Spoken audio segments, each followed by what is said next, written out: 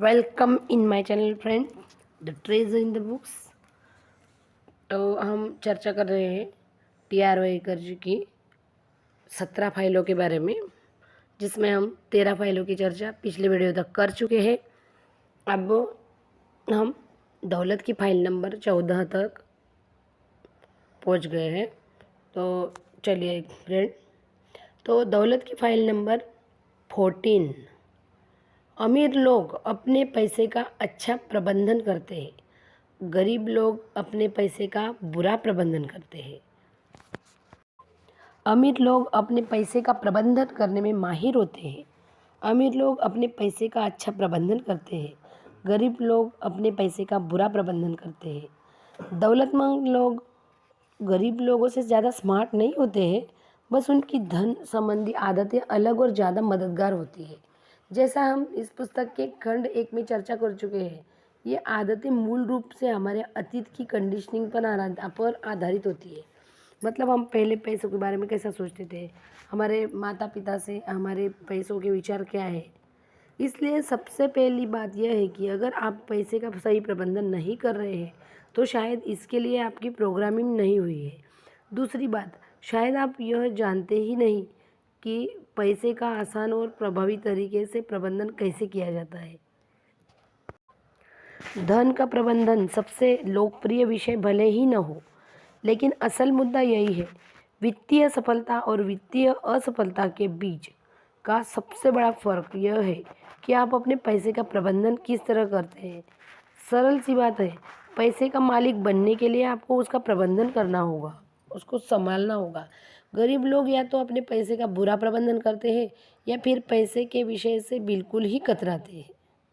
बहुत से लोग अपने पैसे का प्रबंधन करना पसंद नहीं करते, क्योंकि एक तो उन्हें लगता है कि इससे उनकी स्वतंत्रता सीमित हो जाएंगी, और दूसरे वे कहते हैं कि उनके पास प्रबंधन करने के लिए पर्याप्त पैसे ही नहीं है। जहाँ तक पहले बहाने का सवाल है, धन का प्रबंधन करने से आपकी स्वतंत्रता सीमित नहीं होती, इसके विपरीत आपकी स्वतंत्रता बढ़ जाती है। सही बात है, अगर पैसा ज़्यादा हो तो हम स्वतंत्रता से खर्च कर सकते हैं, उसको हमको लिमिटेशन नहीं आती। अपने पैसे का प्रबंधन करने के अंततः आपको वित्तीय स्वतंत्रता मिल जाएगी। वित्तीय स्वतंत्रता क्यों मिल जाएगी? पैसा अगर बढ़ जाएगा तो हम मन लायक खर्चा कर पाएंगे, जिससे आपको दोबारा कभी काम करने की ज़रूरत नहीं होगी। मेरे हिसाब से यही असली स्वतंत्रता है। जहाँ तक उन लोगों का सवाल है जो मेरे पास प्रबंधन करने के लिए पर्याप्त पैसे ही नहीं है का तर्क देते हैं, मतलब ये जो लोग ऐसा बोलते हैं, वे दरअसल टेलीस्कोप के गलत सिरे से देख रहे हैं। मतलब वो गलत नज़रों से देख रहे हैं। वे कहते हैं जब मेरे पास बहुत सारा पैसा होगा तो मैं इसका प्रबंधन शुरू करूँगा, जबकि सच्चाई तो यह है, जब मैं पैसे का प्रबंधन शुरू करूँगा तो मेरे पास बहुत सारा पैसा होगा। जब मेरे पास बहुत सारा पैसा होगा मैं इसका प्रबंधन शुरू करूँगा। यह कहना तो वैसा ही है जैसे कोई मोटा व्यक्ति कहे मैं व्यायाम और डाइटिंग तब शुरू करूँगा जब मेरा वज़न 10 किलो कम हो जाएगा। यह तो टांगे को घोड़े के आगे रखना है, जिससे आप कहीं नहीं जा पाते हैं या शायद पीछे जाने लगते हैं। पहले आप अपने पास मौजूद पैसे का उचित प्रबंधन शुरू करें, फिर आपके पास प्रबंधन के लिए ज़्यादा पैसा आ जाएगा। इसका मतलब ये है कि हम बहुत बार सोचते पहले ये हो जाए फिर मैं ये करूँगा, लेकिन सही बात है, जैसे अगर टांगे के पीछे घोड़ा रख दिया जाए तो आगे कैसे जाएं हम? ज़्यादातर पीछे ही जा सकते हैं, आगे तो नहीं जा सकते। मिलियनियर माइंड इंटेंसिव सेमिनार में TRY कर्ज एक कहानी बताते हैं जो ज़्यादातर लोगों के दिल तक पहुंचती है। कल्पना करें कि आप 5 साल के बच्चे के साथ सड़क पर जा रहे हैं। आपको एक आइसक्रीम स्टोर दिखता है और आप उसके भीतर चले जाते हैं। वहाँ पर कप वाली आइसक्रीम नहीं है, इसलिए आप बच्चे को एक कोन पर आइसक्रीम का एक स्कूप दिलवा देते हैं।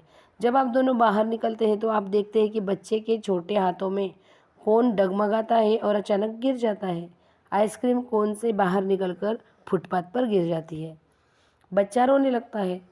आप दोबारा स्टोर में जाते हैं और जब आप दूसरी बार ऑर्डर देने वाले होते हैं तब बच्चा एक रंगीन साइन बोर्ड पर देखता है कि जिन पर 3 स्कूप वाले कोन की तस्वीर लगती है। बच्चा तस्वीर की ओर देखकर रोमांचित हो उठता है और मुझे यही कोन चाहिए ऐसा कहता है। अब यहाँ पर एक सवाल है, आप दयालु, प्रेमपूर्ण और उदार हैं, इसलिए बच्चे को 3 स्कूप वाला कोन दिला देते हैं। ठीक है ना? आपकी शुरुआती प्रतिक्रिया हो सकती है, हाँ बिल्कुल। बहरहाल जब हम इस सवाल पर ज़्यादा गहराई से विचार करते हैं तो हमारे सेमिनार के ज़्यादातर प्रतिभागी जवाब देते हैं नहीं, क्योंकि वे बच्चे को असफल नहीं करवाना चाहते। जो बच्चा एक स्कूप को ही नहीं संभाल सकता वह 3 स्कूप को भला कैसे संभाल पाएगा। यही ब्रह्मांड को और आपके मामले में भी सच है। हम एक दयालु और प्रेम पूर्ण ब्रह्मांड में रहते हैं और नियम यह है, जब तक आप यह नहीं दिखा देते कि आप अपने पास की चीज़ों को संभाल सकते हैं तब तक आपको और ज़्यादा नहीं मिलेगा। पहले आपको छोटी धनराशि का प्रबंधन करने की आदतें और योग्यताएं हासिल करनी होगी, तभी आपको बड़ी धनराशि मिलेंगी। याद रखें, हम आदतों के गुलाम हैं और इसलिए पैसे का प्रबंधन करने की आपकी आदत धन की मात्रा से ज़्यादा महत्वपूर्ण होती है। तो आप अपने पैसे का प्रबंधन कैसे करते हैं? मिलेनियर माइंड इंटेंसिव सेमिनार में हम इसकी विधि सिखाते हैं, जिसे कई लोग आश्चर्यजनक रूप से सरल और प्रभावी धन प्रबंधन विधि मानते हैं। इस पुस्तक में उस विधि का पूरा विवरण देना संभव नहीं है। बहरहाल TR वर्कर जी अपने को कुछ मूलभूत बातें बताना चाह रहे हैं ताकि हम उसका प्रबंधन शुरू कर सकें। एक अलग बैंक खाता खोलें और इसे वित्तीय स्वतंत्रता खाता कहें। अपनी आमदनी टैक्स के बाद के 10% हिस्से को इस खाते में डाल दें। यह पैसा सिर्फ निवेश करने और निष्क्रिय आमदनी की धाराओं को खरीदने या बनाने के लिए ही इस्तेमाल किया जा सकता है। यह खाता आपके लिए सोने की मुर्गी बनाता है, जो निष्क्रिय आमदनी का सोने का अंडा देती है। और आप इस पैसे को खर्च कब करेंगे? कभी नहीं। इसे कभी नहीं खर्च करना है, इसका सिर्फ निवेश करना है। आप जब रिटायर होंगे तब इस खाते से होने वाली आमदनी अंडे को खर्च करेंगे, लेकिन मूल धनराशि को कभी खर्च नहीं करेंगे। इस तरह से पैसा हमेशा बढ़ता रहेगा और आप कभी दिवालिया नहीं हो सकते। मतलब इस उदाहरण में टी हार्वेकर जी ने कहा है कि हम एक खाता रखें या एक सेविंग अकाउंट रखें हमारा कि जिसमें हम ऐसे ऐसे पैसे रखें जिसको हम कभी ना हाथ लगाए और उसको हम बहुत ही ज़रूरत के वक्त यूज़ करें, जैसे हम रिटायर्ड होंगे जब, ताकि हमारे पास कुछ पैसा प्रबंधित हो। कुछ पैसा अचानक से भी बहुत ही ज़रूरी काम है तो हमको इधर उधर ना ताकना पड़े। इससे कोई फ़र्क नहीं पड़ता है कि इस वक्त आपके पास ढेर सारा पैसा है या बहुत कम पैसा है। फ़र्क तो इससे पड़ता है कि आप तत्काल अपने पास मौजूद पैसे का प्रबंधन करने लगे। आपको हैरानी होगी कि आपको कितनी जल्दी और कितना ज़्यादा पैसा मिल जाएगा। वित्तीय स्वतंत्रता बैंक खाता खोलने के अलावा अपने घर में एक वित्तीय स्वतंत्रता पात्र भी रखें और हर दिन इसमें पैसे डालें। यह राशि $10 हो सकती है, $5 हो सकती है। मतलब गुल्लक, जैसे एक गुल्लक बनाए घर में तो उसमें ₹10, ₹5, ₹15, ₹20 धीरे धीरे ऐड करें।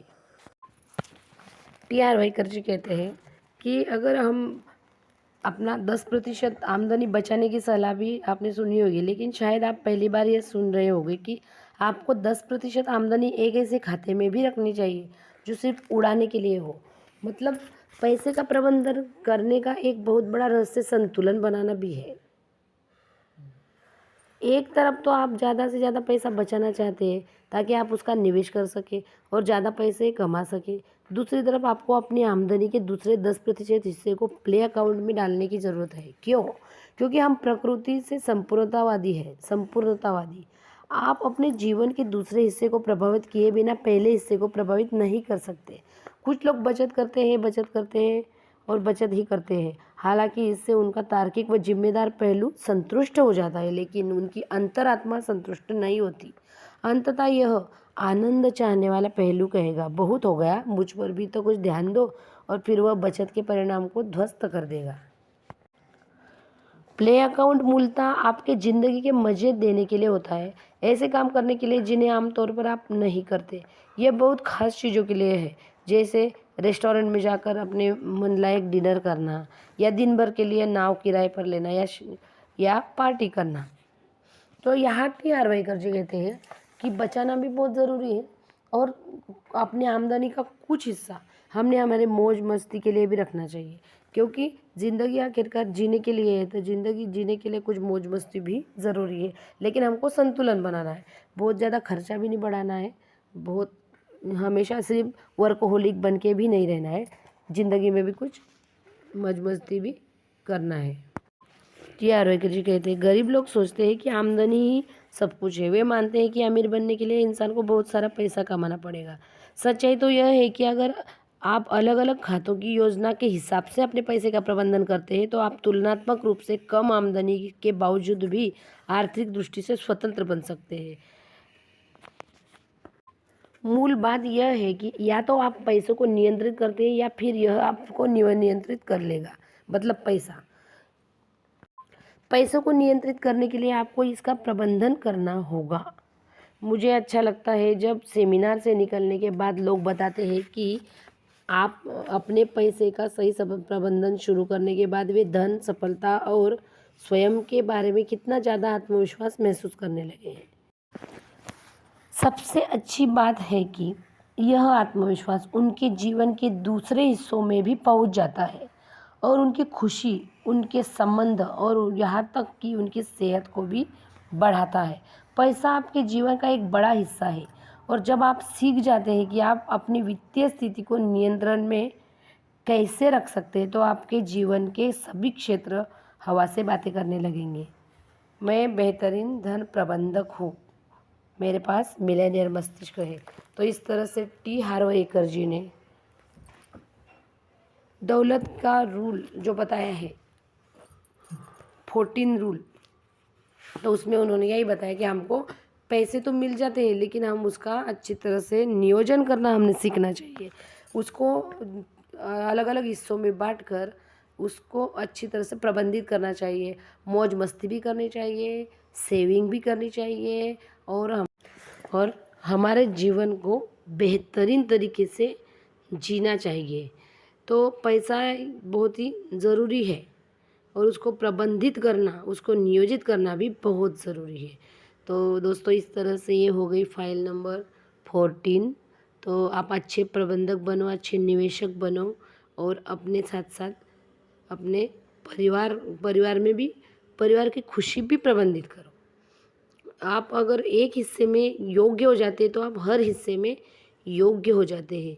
टी आरवाईकर जी का यही कहना है। मेरे चैनल को लाइक, शेयर, सब्सक्राइब कीजिए। वीडियो देखने के लिए धन्यवाद।